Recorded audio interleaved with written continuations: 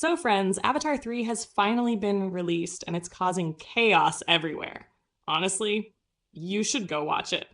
In today's video, I'm going to explain the story of Avatar 3, so let's jump right in. The movie starts exactly where the second part ended. The battlefield between the Sky People and the Na'vi is still covered in destruction. We already saw that during this war, Sully lost his son Neteyam, and many others were killed as well. Right now, the Na'vi are mourning their losses. The first focus is on Jake's son, Loak. He connects with Eywa and goes to meet his brother's spirit. He spends time with him, sharing moments that feel peaceful but heavy at the same time. Here, it becomes clear that Loak blames himself for Neteyam's death, and he is extremely emotional. On the other side, Neytiri is also grieving deeply, remembering her son again and again. Jake, however, is still in war mode. He believes the fight isn't over. Jake starts searching the ocean for weapons that sank during the war. He believes those weapons will be needed again. When Jake and his sons bring these weapons to the leader gets angry. He says this is the time to mourn, not to collect tools of war. Ronal, the clan leader's wife, tells Jake that she cannot even touch metal weapons. According to their belief, using such weapons spreads poison inside the body. Still, fear hangs in the air. Everyone knows the Sky People could attack again at any moment. Meanwhile, we see the Sky People. Colonel Quaritch, now in his recombinant form, is alive, along with other high-ranking officers. Most of their soldiers died in the war, but Quaritch survived. They search the ocean for Na'vi bodies, but they find none. This makes Quaritch believe the Na'vi escaped. He's furious and swears he won't let them go. He calls for another ship, but General Francis Ardmore gets angry with him, reminding him that the previous ship was lost because of his actions. Still, Quaritch keeps planning his next move. Back with Jake and Neytiri, the pain hasn't faded.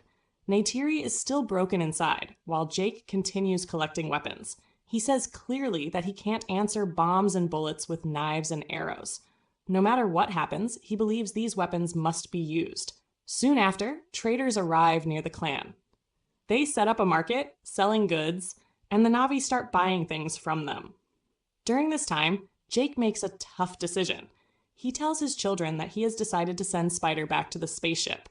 Spider, whose real name is Miles Socorro, is human and the son of Colonel Quaritch. He cannot breathe Pandora's air without a mask. He always depends on oxygen, and when the battery runs low, his condition becomes dangerous. Jake believes it's no longer safe for Spider to stay with the Na'vi. Kiri and Loak strongly disagree. They say Spider isn't a problem and should stay. Spider himself doesn't want to leave either. But Jake has made up his mind. Jake speaks to the leader of the traders and asks him to take Spider along. The trader refuses at first, saying he can only take Spider, not Jake's family. If the Sky People find out, it will cause serious trouble. Jake insists and asks him to trust him. After some convincing, the trader agrees. Jake and his family travel with the traders to drop Spider off. Everyone seems happy, celebrating as they move forward, but Quaritch soon learns the truth. One of his men shows him a video where Jake's family is seen traveling with the traders. Quaritch smiles, confident now. He says Jake won't escape this time. As he prepares for another attack, chaos breaks out before he can act. Raiders suddenly attack the traders. These attackers belong to the Ash clan, also known as the Mangkwan clan, who live near volcanic regions. Their leader is Varang, and she is extremely dangerous. Jake and his family fight back against the raiders, but they are overpowered. The raiders burn their mounts, and during the chaos, Neytiri is badly injured by an arrow and falls into the forest. Spider, Loak, and Kiri are together, but their mount is attacked as well. And they fall deep into the jungle. Soon, Varang and her warriors begin searching for them. The kids stick together and run, following the river to escape the forest. The biggest problem is Spider's mask. He left his spare mask back on the ship, and the battery on his current one is running low. Without oxygen, Spider will die. They realize they have no choice but to go back to the crash site to retrieve it. At the same time, Jake is desperately searching for his family, moving through the jungle with no luck. Suddenly, Quaritch finds him and captures him. Jake notices Spider's mask with Quaritch and realizes Spider forgot it. He tells Quaritch that without it, Spider will die. This hits Quaritch hard because Spider is his son. After a moment of thought, Quaritch agrees to help find him. His men try to stop him, but Quaritch doesn't listen.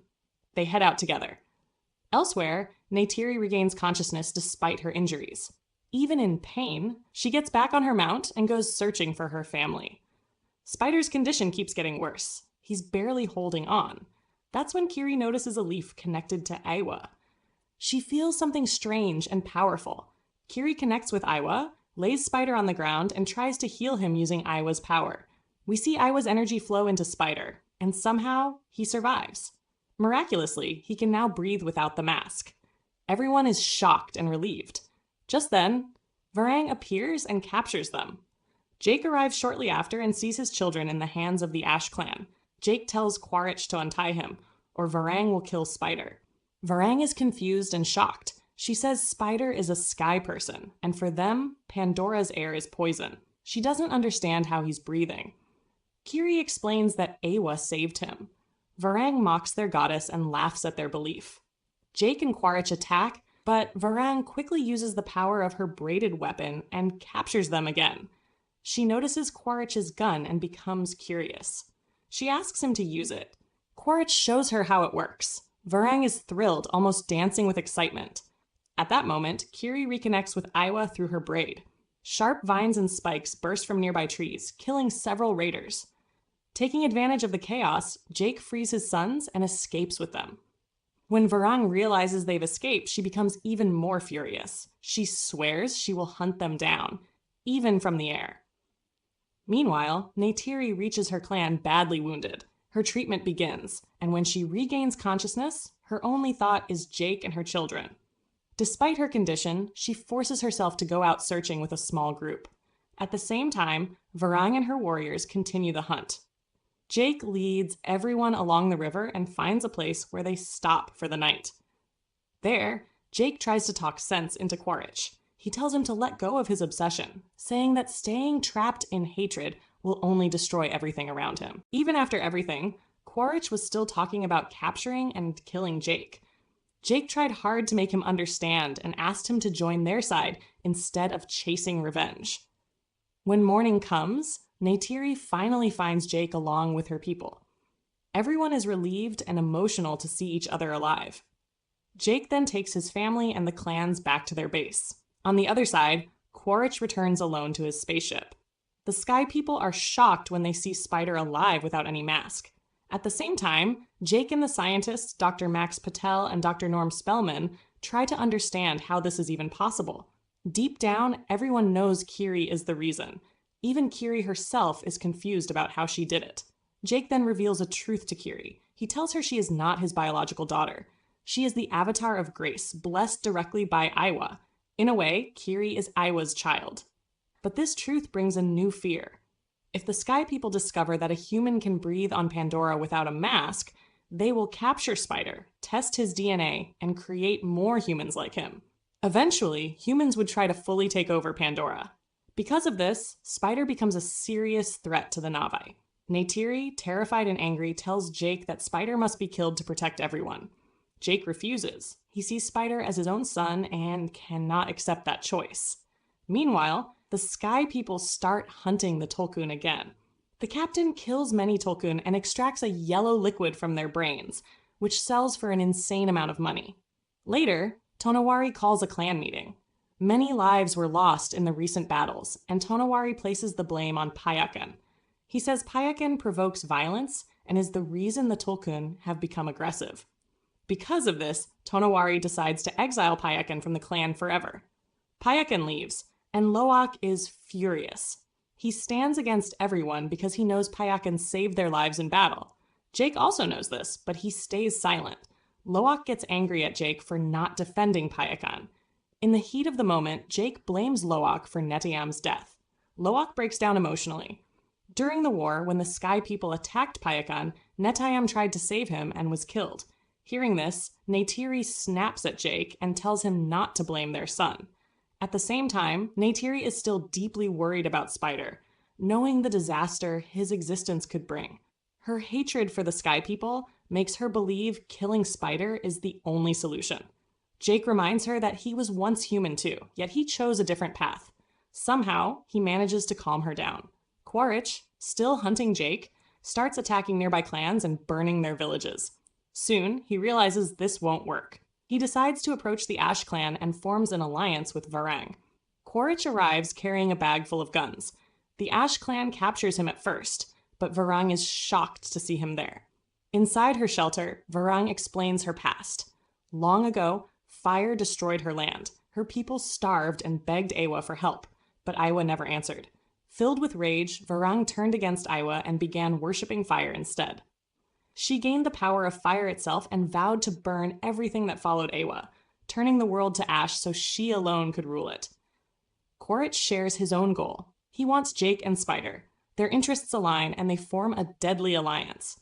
Quaritch supplies Varang with weapons and trains the Ash clan to use guns, creating a brutal army. Meanwhile, Loak is heartbroken over Payakan's exile. One day, Tsireya tells him that another Tulkun heard Payakan's voice every day. Loak realizes Payakan is still nearby and decides to go find him alone. Tsireya and her brothers secretly follow him. When Tonowari learns his children went after Payakan, he panics. Jake wants to search the ocean, but Tonowari stops him, fearing another attack. The clan stays behind to protect the Tulkun from hunters. Elsewhere, Spider and Kiri are wandering through the jungle when Ash clan warriors attack. They try to escape, but Quaritch captures Spider and takes him to the ship. The Sky People then launch a full attack on the Na'vi, surrounding them completely. Most of the Na'vi are forced to surrender. Jake refuses. Quaritch says he only wants Jake and Neytiri, but Jake offers himself alone. He is captured and taken to the spaceship. On the ship, the Sky People are shocked to see the Ash clan warriors. General Francis Ardmore gets furious and orders them removed, but Quaritch refuses and celebrates instead. Meanwhile, Loak and Tsireya face a deadly sea attack. Loak is nearly killed, but Payakan arrives just in time and saves him again. Back on the ship, Spider is examined to understand how he survived without a mask. At the same time, the captain learns about a Tulkun gathering festival where all Tulkun gather in one place. He plans a massive slaughter. Dr. Ian Garvin refuses to support this, but he is threatened into silence. Neytiri decides she has had enough. She infiltrates the ship, disguised as an Ash clan warrior, and starts killing soldiers. She finds Varang, holds a knife to her throat, and demands to know where Jake is.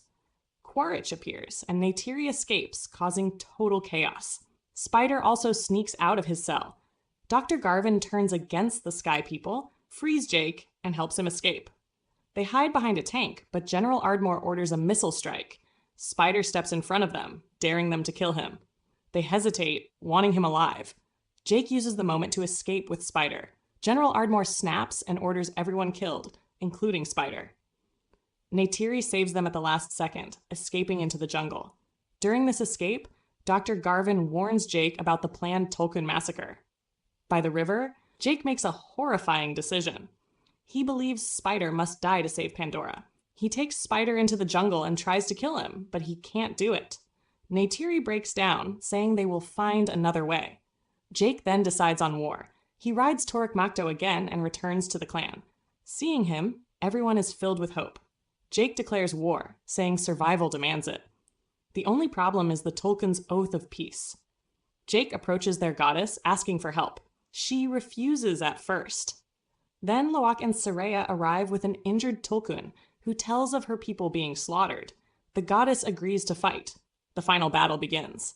The Sky People arrive in massive numbers. The Tulkun goddess destroys the first ship, sinking it completely. The Na'vi attack with full force.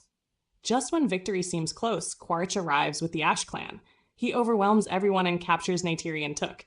Kiri prays to Eywa, and this time Eywa answers. Massive sea creatures rise and destroy the Sky People's fleet. The captain is killed.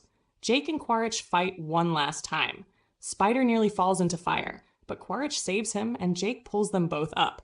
Realizing his mistakes, Quaritch lets go and falls into the flames, ending his life. The Sky People are defeated. The Na'vi are free once again, reborn after the storm. The war ends here.